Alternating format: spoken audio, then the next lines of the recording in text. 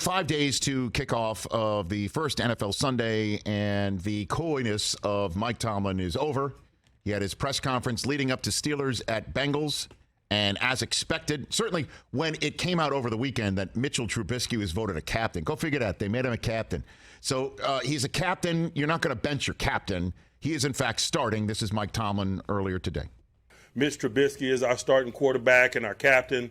Man, we're just really comfortable with what Mitch has shown us.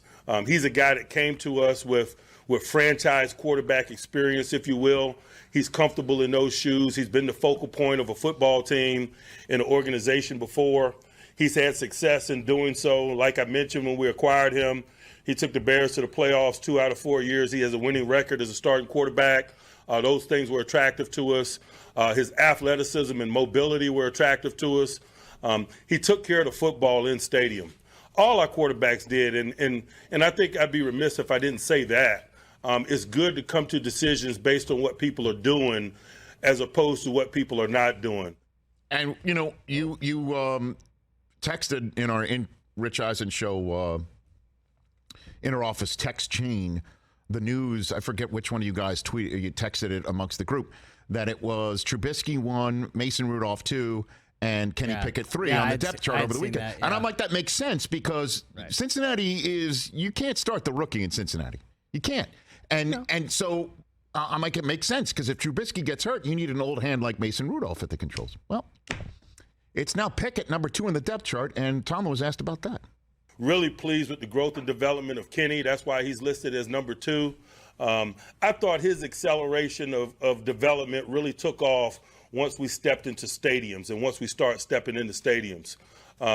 His decision-making, the fluidity of it, his competitive spirit, his pinpoint accuracy, all of those things I thought really came to the forefront once we started coming into stadiums, and I thought that he grew and grew at a really fast pace once we got into stadiums. And I also think it's reasonable to expect that growth and development to continue as we push into the regular season. We're excited about where he is and the ground that he's covered to this point and the ground that he's going to continue to cover. As we find our regular season rhythm, he gains an understanding of what that is, what preparation is like, what the rhythm of a 7-day process is like in terms of getting ready for regular season ball and so forth. Just really excited about where he is and what he's capable of. Fascinating stuff out of the Steelers. Hour 3 coming up on our radio side. Here on our YouTube stream, though, I just wanted to say Pickett's going to start, guys. I think he's going to be the first guy to start. I think it makes sense not to start him at Cincinnati. That is a tough spot. And then home against New England. Opening up Acrisure against New England. Belichick eats rookie quarterbacks making their first career home starts for breakfast, lunch, and dinner. Keep him away from him. You look at the schedule, and maybe, just maybe, there's a mini bye after the Cleveland game before the Jets. If Trubisky struggles, that's where you see Pickett. Home for the Jets. They're going to be 3-1 going to Buffalo. I think Mitch is fine. And then Mitch goes back to Buffalo and they're fine. There's a bye week as well.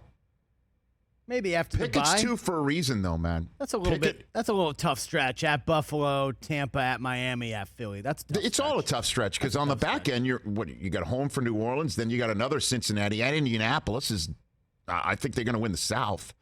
Baltimore's no joke. I mean, the whole schedule's not a joke. But Pickett being number 2 is there for a reason.